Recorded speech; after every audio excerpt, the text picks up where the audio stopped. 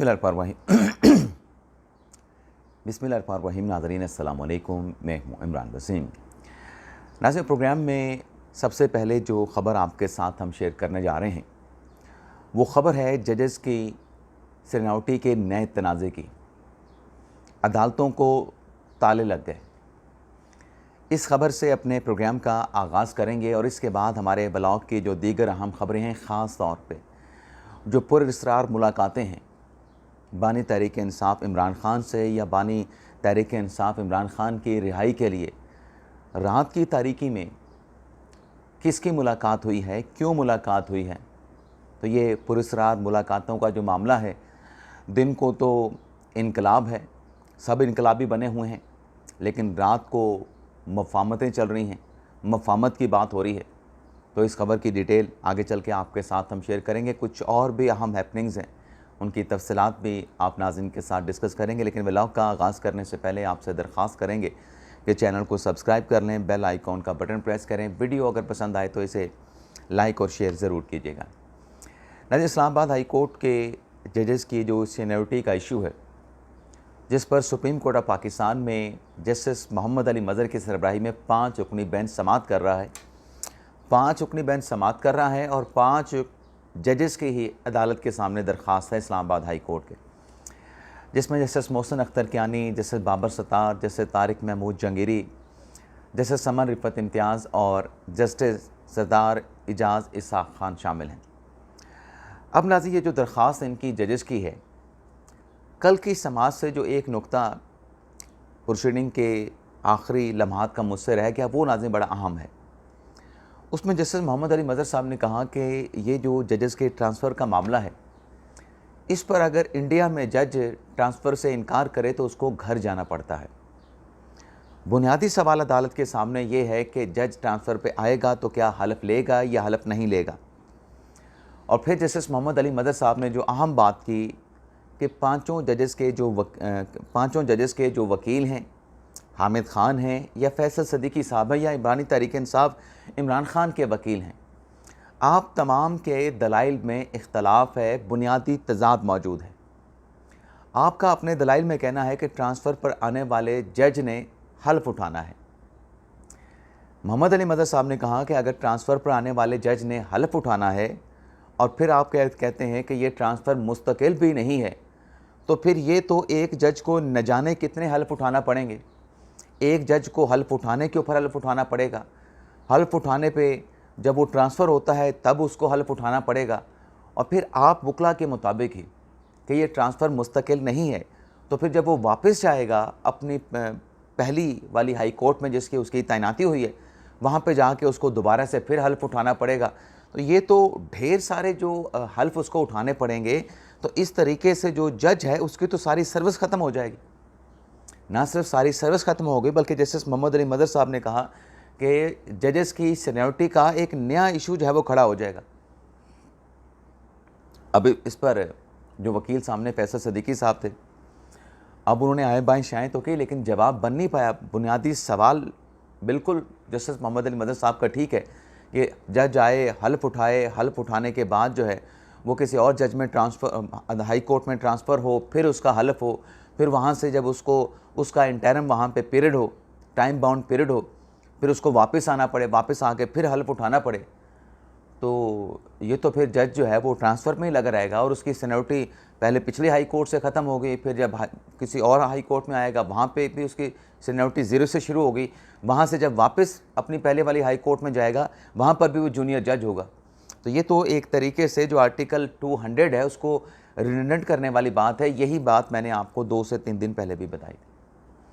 और फिर जस्टिस नईम अख्तर अफ़गान ने कहा कि अगर मुस्तकिल जज जुडिशल कमीशन की बजाय तबादले के ज़रिए लगे तो फिर तो जुडिशल कमीशन गैर मौसर हो जाएगा।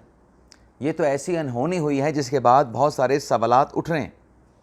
तो ये नईम अख्तर अफ़गान साहब का सवाल भी दुरुस्त है कि अगर ये मुस्तकिल ट्रांसफ़र है तो फिर जुडिशल कमीशन क्या बेचेगा, इसको अदालत एड्रेस करेगी। लेकिन एक जो बात जस्टिस नईम अख्तर अफ़गान साहब ने कही कि राजा जवाद अब्बास साहब जिनका नाम जुडिशल कमीशन में आया था बलूचिस्तान के लिए, उनको कंसीडर कर लिया जाता इस्लामाबाद हाई कोर्ट के जज के लिए, यानी इस्लामाबाद हाई कोर्ट के जज के लिए नाम आया था राजा जवाद अब्बास का, जिनका ताल्लुक़ बलूचिस्तान से था। तो उनको मुस्तकिल जज लगा लिया जाता तो शायद ये इशू थोड़ा सा कम होता। लेकिन शायद जज साहब को ये नहीं पता कि जो राजा जवाद अब्बास साहब हैं, जिनका नाम जुडिशल कमीशन से अप्रूव ना हो सका था, उनके ख़िलाफ़ कोई कंप्लेंट थी। कंप्लेंट की वजह से उनका नाम जो है वो जुडिशल कमीशन से अप्रूव नहीं हो सका, और उसमें ये कहा गया था कि जब इनका नाम अप्रूव हो जाएगा, जब इनके ख़िलाफ़ जो कंप्लेंट है वो ख़त्म हो जाएगी, इनको क्लीन चिट मिल जाएगी, तो दोबारा इनका नाम कंसिडर हो सकता है। अब नाज़रीन आते हैं जो पुरअसरार मुलाकातों वाली जो ख़बर है, उसके बाद बाकी ख़बरें भी आपके साथ शेयर करेंगे। 2 दिन पहले नाज़रीन गंडापुर ने इमरान खान के साथ मुलाकात की। ये हकीकत है, ये मतलब कोई ज़राए से ख़बर नहीं, और 2.5 घंटे की तवील मुलाकात हुई। उसके बाद और उनसे पहले गंडापुर से पहले बैरिस्टर सैफ इमरान खान से मुलाकात करके आए। गंडापुर के बाद बैरिस्टर सैफ के इमरान खान के साथ रात की तारीकी की ख़बर आती है, तारीकी में मुलाकात की ख़बर आती है, और उसका बैरिस्टर सैफ साहब ने क्लैरिटी के साथ इनकार नहीं किया। ये कहा कि मैं इस ख़बर के ऊपर कोई मौक़िफ़ या कोई कमेंट नहीं देना चाहता। हालांकि रात के प्रोग्राम में जैसे मैंने व्लॉग में कहा कि वो बड़ा वाशगाफ अल्फाज में कह सकते थे कि ये आपकी ख़बर गलत है, मैं तो पेशावर में था, मैं तो मर्दान में था, मैं तो कोहाट में था, मैं तो बालाकोट में था, तो मेरी इमरान खान के साथ मुलाकात कैसे हो सकती है? कोई मुलाकात नहीं हुई, आपकी गलत मीडिया की ख़बर गलत है कह सकते थे, लेकिन उन्होंने नहीं कहा। तो अब नाज़रीन ये हुआ है कि ये जो मुलाकातें हो रही हैं, ये मुलाकातें उसी तनाज़र में जो मैंने रात भी बात की थी। अगर किसी ने मेरा रात का वीडियो लॉग नहीं देखा है तो रात वाला वीडियो लॉग ज़रूर देखें कि जब बैरिस्टर गौहर से कि इमरान खान के साथ मुलाकात हुई और अंसार अब्बासी साहब ने आर्टिकल लिखा कि इमरान खान ने मुज़ाकरात की इजाज़त दे दी है और ये मुज़ाकरात हुकूमत के साथ होंगे, जिसको पाकिस्तान तहरीक इंसाफ निगेट कर रही है। उसमें ये बात शामिल की गई थी कि देखें, ये मुलाकात, ये मुज़ाकरात खुफिया होंगे, इसको मीडिया की चकाचौंध से दूर रखा जाएगा, क्योंकि अगर मीडिया तक ये ख़बर पहुँची तो फिर जैसे पहले मुज़ाकरात का सिलसिला मुनक़ता हो गया था, ये मुज़ाकरात का सिलसिला भी मुनक़ता हो जाएगा। तो अब तहरीक इंसाफ की क़यादत दोबारा से मुतरक है। इमरान खान के साथ मुलाकातें हैं, और वो मुलाकातें सामने भी हैं, लेकिन खुफिया मुलाकातें भी हैं, जैसे बैरिस्टर सैफ साहब हैं। और फिर कल नाज़रीन जो पाकिस्तान तहरीक इंसाफ के चेयरमैन हैं जनाब बैरिस्टर गौहर अली खान साहब, उनकी मुलाकात होती है, वो भी रात की तारीकी में होती है। वो अचानक से लाहौर पहुँचते हैं और परवेज़ इलाही साहब के साथ, जो कि पाकिस्तान तहरीक इंसाफ के सीनियर रहनुमा हैं, उनके साथ मुलाकात करते हैं। बैरिस्टर अपना गौहर जो है परवेज़ इलाही के साथ मुलाकात करके फिर इजाज़ चौधरी के साथ मुलाकात करते हैं। वैसे बैरिस्टर सैफ साहब का कहना है कि वो अयादत करने के लिए आए थे, चौधरी परवेज़ इलाही इजाज़ चौधरी की खैरियत दरियाफ़्त करने के लिए आए थे। अब ये पिछले कोई 1.5-2 साल से गिरफ़्तार हैं, 1.5 साल तो हो चुका है तकरीबन। 9 मई 2023 को हुआ था, इजाज़ चौधरी तब से गिरफ़्तार हैं, परवेज़ इलाही साहब बाद में गिरफ़्तार हुए थे, तो 1.5-2 साल उनके अरेस्ट को हो चुके हैं। तो सवाल ये है कि आज तक तो बैरिस्टर गौहर साहब तो तब से चेयरमैन है पाकिस्तान तहरीक इंसाफ के, कभी पता करने के लिए नहीं गए परवेज़ इलाही का या इजाज़ चौधरी साहब का कि उनकी सेहत कैसी है। जेल में मुलाकात करने के लिए नहीं गए। शाह महमूद कुरैशी साहब, शाह महमूद कुरैशी से भी मुलाकात हुई है। शाह महमूद कुरैशी ने तो ये भी कहा था कि भाई हमारे पास भी आओ, कोई हमसे भी मशवरा ले लिया करो। शाह महमूद कुरैशी से मुलाकात हुई। शाह महमूद कुरैशी तो हॉस्पिटल में एडमिट हैं। तो ये जो मुलाकात के लिए मुतहरक हुए हैं और ये जो तेज़ी देखने को मिल रही है पुरअसरार मुलाकातों की, इसकी वजह नाज़रीन एक ही नज़र आ रही है, और वो वजह नाज़रीन ये है कि जो चीफ जस्टिस याहिया अफरीदी ने फ़ैसला दिया है, जो सुप्रीम कोर्ट का फ़ैसला है कि 9 मई के जो केसेस हैं, 4 माह के अंदर उन केसेस का फ़ैसला किया जाए। 9 मई के केसेस को 4 माह के अंदर कंक्लूड करके फ़ैसला कर दें। ये 4 माह के इस फैसले के बाद पाकिस्तान तहरीक इंसाफ को ख़तरा महसूस हो रहा है। पाकिस्तान तहरीक इंसाफ को हिद्दत और शिद्दत महसूस हो रही है। तो इस वजह से ये एक्टिवेट हुए हैं, इन्होंने ख़ुद को मुतहर्रिक किया है कि कोई रास्ता बने। अब रास्ता बनता है नहीं बनता, लेकिन ख़बर जो है वो हमने आप तक पहुंचाई है। बाकी ख़तरे की घंटी क्या है? ख़तरे की घंटी नाज़रीन ज़रूर बजी है और बाकायदा धमकी दी गई है, और ये धमकी एक बहुत बड़ा धचका है, एक बहुत बड़ा झटका है। लेकिन ये पाकिस्तान के लिए नहीं, ये इंडियन गवर्नमेंट के लिए है, मोदी सरकार के लिए है।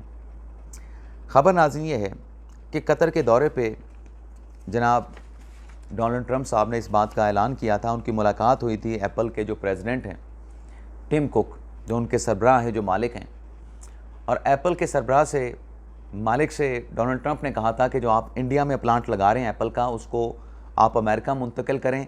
भारत में, इंडिया में आप एप्पल फ़ोन बना के नहीं बेचेंगे दुनिया में।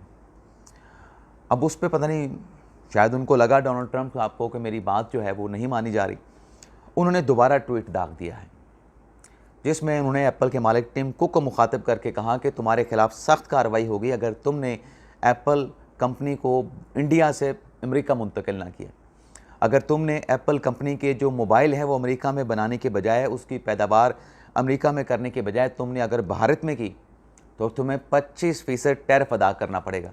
अब 25% टैरिफ का क्या मतलब है कि आपका जो मोबाइल है वो दुनिया में 25% महंगा होगा, अमेरिका में आपको 25% टैरिफ अदा करना पड़ेगा।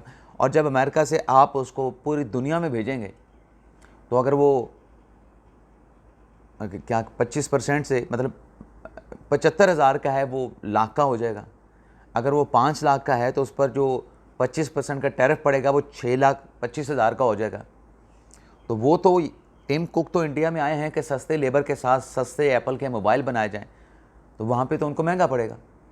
तो ये जो डोनाल्ड ट्रंप का जो कहना है, और कहना एप्पल के मालिक टिम कुक को है, ये भारत की सरमायाकारी जो उसमें फॉरेन इन्वेस्टमेंट आती है उसको एक बहुत बड़ा झटका है।